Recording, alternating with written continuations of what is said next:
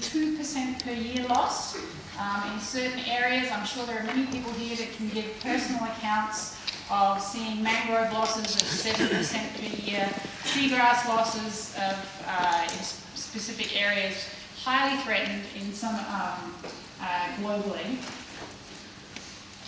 And the sources of the destruction are numerous, and it really varies from place to place. Many people in this room have been watching this by remote sensing. Aquaculture is, of course, the fish pond industry in large pieces of Southeast Asia. We're seeing it increasingly in Latin America.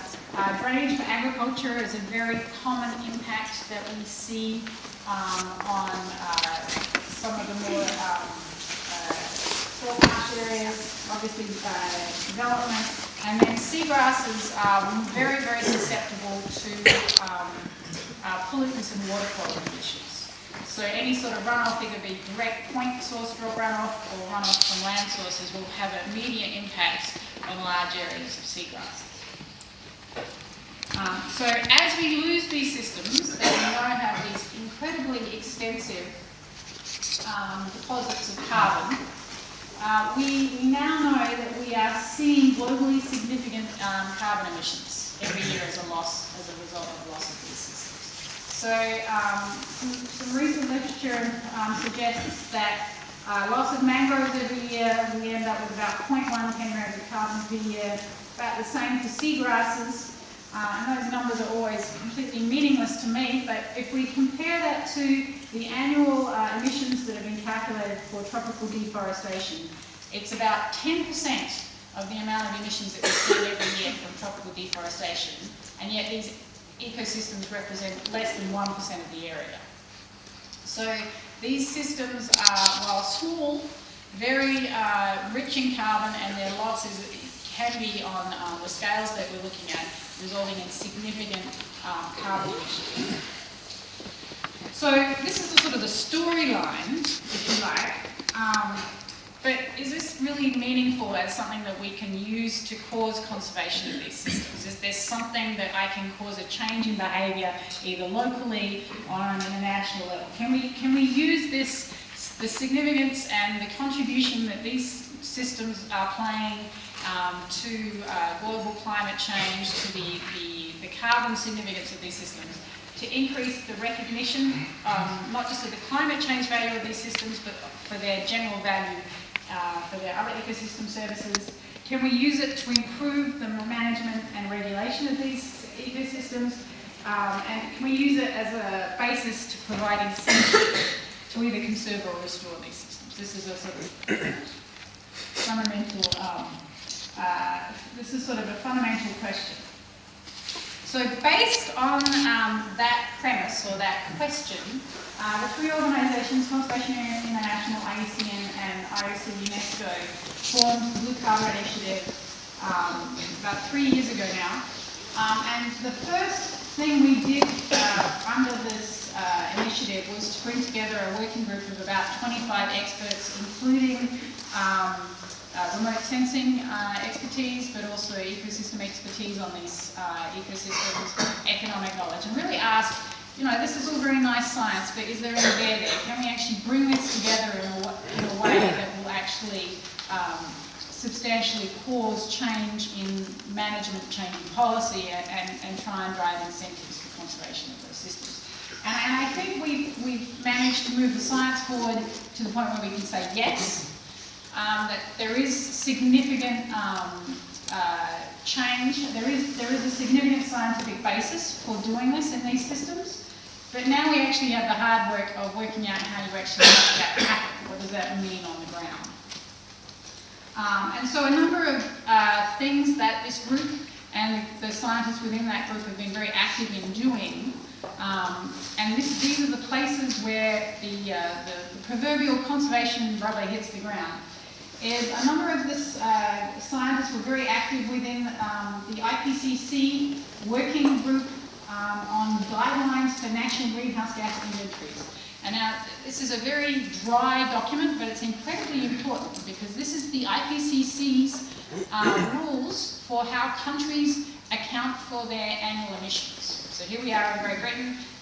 when Great Britain produces its, or the UK produces its annual estimate of its greenhouse gas emissions, these books are how each country, the rules and the guidelines on how you do that. Now, the 2006 version didn't even mention the word oceans. But due to the sort of some very significant work by members of this working group, we now have a whole supplement on wetlands, which includes a chapter on coastal wetlands. And so this now means that countries can, and the UNFCCC has recommended that they start including wetlands and conversion of wetlands in how they do their national accounting. The US, the EPA, has just declared that it will actually start doing this this coming year, and we need to sort of see other countries with large, significant coastal ecosystems starting to include this in how they do their national accounting. So that's sort of an international level way of thinking about it. When we come to a national level, we're starting to see countries. The US is an example of some work that was done with NOAA in the US, where they analysed all of the existing regulations and laws, legislation in the US for the potential to include coastal carbon in how those regulations and legislation is applied. And they came to the conclusion, which was very nice, that there was no new regulations required, and that it was actually very doable to start including valuing the carbon in these systems as a way of motivating conservation, restoration, and within the regulations in the US to do that. We've also seen Indonesia starting to think about doing this sort of analysis, the Philippines, Costa Rica, and so as countries do this, we need to be providing them with the tools and the science to start implementing this. So that's on a sort of national level. And then when we get down to a local level, this is there's many examples of these emerging, but this is just one particular conservation project that I'm involved in Costa Rica, in the Gulf of Nicoya, which is probably the most productive estuary in Costa Rica. And within the Gulf, there are numerous communities, subsistence communities, that very much depend on the local fisheries, both for subsistence and also for a very small level of income. And yet at the same time, these fisheries, which are very dependent upon the mangroves as a key piece of the life cycle of these commercial fish, we're seeing rapid loss or increasing loss of the mangroves for salt ponds and for shrimp ponds. And so by going in there and working with the communities, we can implement, work with them to start implementing more sustainable fisheries, but at the same time we're looking at valuing the carbon in this system as a way of trying to develop carbon-based financial incentives to then pay for the long-term sustainability of those sustainable fisheries. So all of these examples, whether it be at the international level with IPCC recommendations for how countries should be accounting for their carbon in their coastal ecosystems, whether it be national countries struggling with how we should do that and how we should look at the regulation and management of these coastal ecosystems, or whether it's specific communities and conservation exercises on the ground.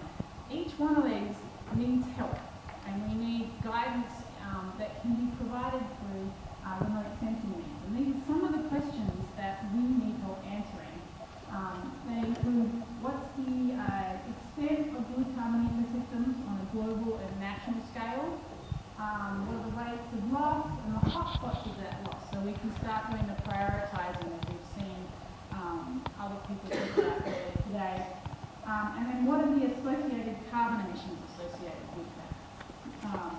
And on a more regional or to site scale, when we're putting a site level project in, we're really asking, can we have accurate estimates of the extent of the ecosystem, often the species, what's the condition and the carbon content of that system, and most importantly, we need to be able to have systematic, repeatable assessments of those ecosystems so that we can come back year after year and both look at the rates of loss, but also assure ourselves that the actions that we're taking are actually making a difference.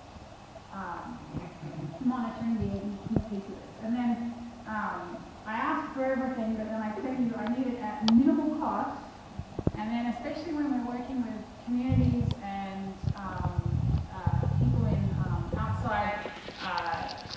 US, Europe, Australia, countries like that, we often have very limited technical capacity on the ground.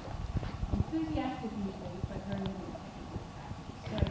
So turning up with very complex tools and products without a way of communicating it or making it easier to use isn't necessarily the best approach. So with these questions in mind, we have seen that we have started to fill in some of these needs, and it's been really rewarding to get to know some of the remote sensing community and see this being filled in. So this plot has been referred to already in the last couple of days. Chandraviri and the group at USGS recently produced a global map of mangroves from Landsat data, and this is already being used on the ground. I know that NASA has been working to even improve this further, which is wonderful. And this is very, very useful. From this we can start doing some of these global analyses and start looking at where the real hotspots, if you like, or the real priority areas for emissions from these areas might be, and where we can really start using these, using the carbon value of these systems as a way of trying to leverage conservation and restoration. Clearly Southeast Asia is an area that we need to be focusing on for mangrove.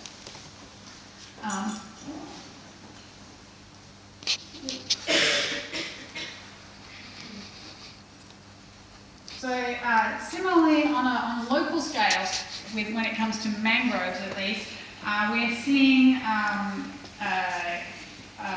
very interesting, new, innovative ways of using free data that's out there so that we can start doing repeatable mapping. This is some work that Pidgeon at the University of Texas has done for us, using Landsat and another satellite, which I forget off the top of my head, where he has actually been able to, the purple at the bottom is all mangrove, and he's able to distinguish between the two major species in this part of Papua, the Indonesian side of Papua, and we have a field site right there, and so we're using this data to work with the Indonesian government and the communities to design and implement conservation actions on the ground. This is a slide from Mark Simard and Lola was part of this work as well, looking at above ground carbon. And I know this work is still very, is still under development, but it really shows promise for us to be looking at where is this argument about the carbon value of these systems, where is it going to be able to have the most impact, and where are we going to be able to develop projects based on this with the most ease.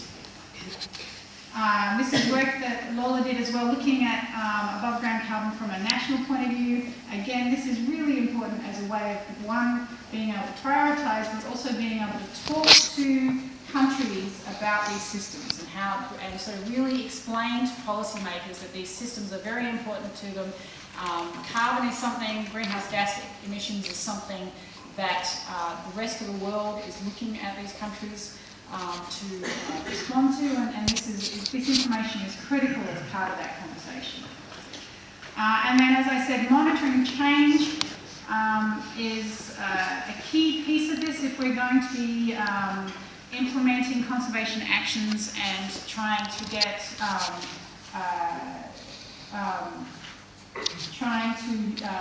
motivate it by saying that these conservation actions lead to conservation of carbon. We need to be able to monitor that, and we've seen work such as this from Chandraviri and the USGS as well, monitoring these things. Salt marshes, I'm now going to move on to the ecosystems where we don't have as much around. Salt marshes, there are now a number of efforts, and we saw one this morning, where we are actually seeing people using remote sensing techniques, often satellite-based, sometimes sort of plane-based, LiDAR and others, to map these systems. And this is an example that Faye Rahman did for a place in Australia, and I can't get that thing to... and he did a remarkably good job using, round-truthing it, to map the remote sense, to map the salt marsh and really distinguish between the different microsystems and the different species. And so I think that we have strong evidence that mapping and ecosystem description using remote sensing tools in salt marshes now is very possible at a local level, and I've seen strong argument that this is scalable, and we now need to encourage people to do that. Seagrasses. This is probably still the best way to map seagrasses. And considering there's between 500,000 and 1 million square kilometres of seagrasses out there, this is going to be a lot of work. And it's not very repeatable, and it's very expensive, and it can actually be quite dangerous in places where you have lots of crocodiles and sharks and things like that. So we would really like to see progress on mapping seagrasses using techniques that are more more distributed, and perhaps requiring less manpower. This is a map that Jim Falcon from Florida International University just passed me, and this is using probably 20 years of graduate student group labour is how he's mapped the seagrass areas of the Keys in Florida. And so this is what we know is there. This is recent work that has been done using aerial mapping of the same area, and you can see that extensive areas are missing. Seagrasses are incredibly hard to map, mainly because the water gets in the way. And it's very challenging, and we can also see that seagrasses often are not very distinctive, and the spectral signal associated with seagrasses can be very variable. And so this is incredibly challenging, but a huge priority.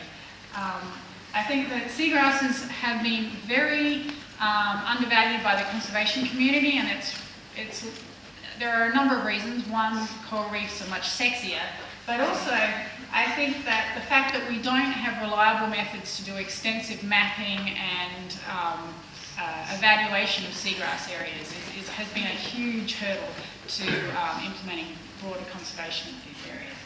Here's I'll just finish with this. This is a map of seagrass areas in Moreton Bay in Queensland and Australia, and this they've done a beautiful job here of doing this, but this requires a very large amount of resources and extensive amounts of time to do, and this is just not replicable in most of the places where I do conservation. So to summarise, this is my want chart. Mangroves, we seem to have regional and local mapping. It's getting there.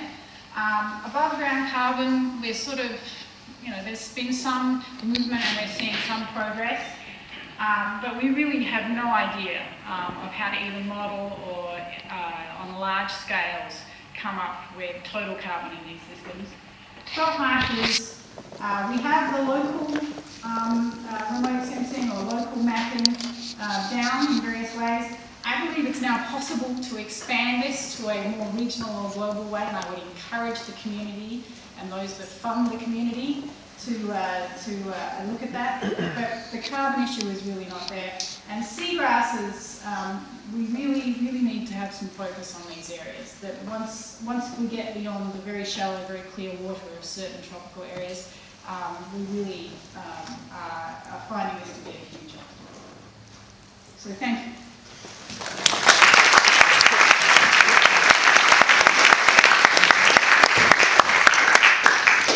So do we have any questions for Emily?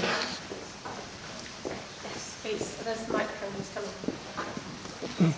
Thank you very much for this very useful presentation. My name is Ali Al-Ali. I'm from Saudi Arabia.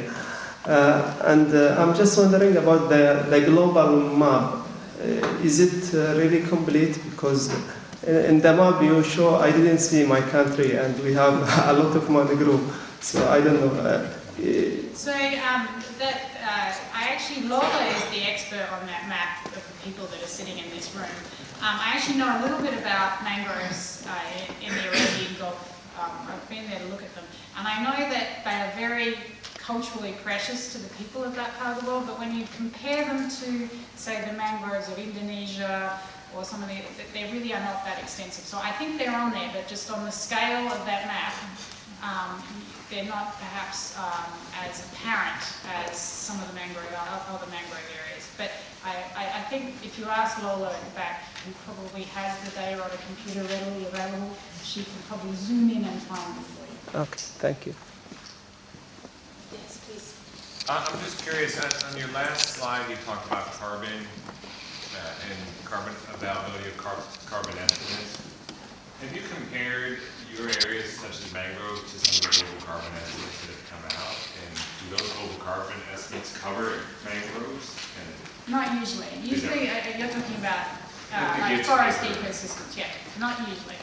Okay. We've seen, so Boone Kaufman, who's at Oregon State University, is the person that's starting to put these numbers together, and he's very much part of the forestry community, and I think he started writing his papers motivated by the fact that he was frustrated that the mangrove areas weren't included. Yes, please. Pass the microphone back.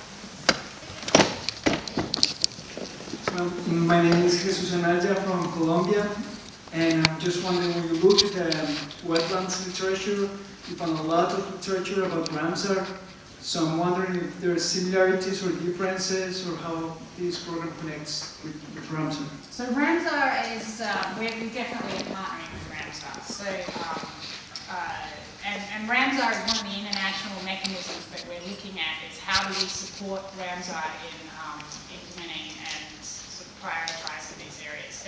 The UNFCCC is the one I mentioned, but there's the CBD, there's a number of these international mechanisms that, from a policy point of view, the question is how do we help the implementation of those agreements using this science? Thanks. So, a quick question from anybody in the audience? Yes, please.